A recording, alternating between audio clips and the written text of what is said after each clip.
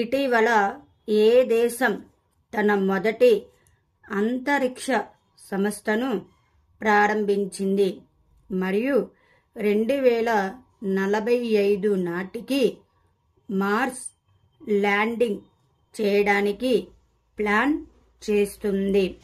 దక్షిణ కొరియా దేశం.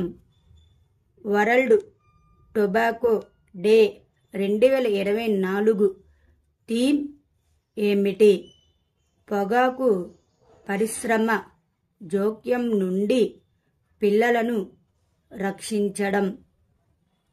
ఇటీవల అలాస్కాలో జరిగిన రెడ్ ఫ్లాగ్ 2024 వ్యాయామం యొక్క ప్రాథమిక లక్ష్యం ఏమిటి? అధునాతన వైమానిక పోరాట శిక్షణ ద్వారా బహుళ జాతి వాతావరణంలో ఎయిర్ క్రూను ఏకీకృతం చేయడానికి. వరల్డ్ హెల్త్ ఆర్గనైజేషన్ ఇటీవల walk the talk yoga session కార్యక్రమాన్ని ఎక్కడ నిర్వహించింది? జెనీవా. గిన్నిస్ బుక్లో చోటు సంపాదించుకున్న భారతీయ సంస్థ ఏది? హిందీ సాహిత్య భారతి. ఏ ఐఐటి యొక్క startup Agnikul Cosmos single piece 3D printed ఇంజన్తో ప్రపంచంలోనే మొట్టమొదటి రాకెట్ను ప్రారంభించింది? ఐఐటి మద్రాస్. ఇటీవల ఏ మంత్రిత్వ శాఖ మాస్ కమ్యూనికేషన్ ఇంటర్న్షిప్ ప్రోగ్రాంను ప్రారంభించింది?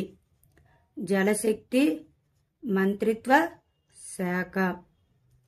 అంటార్కిటిక్ ట్రీటీ కన్సల్టేటివ్ మీటింగు ఎక్కడ జరిగింది? కొచ్చి.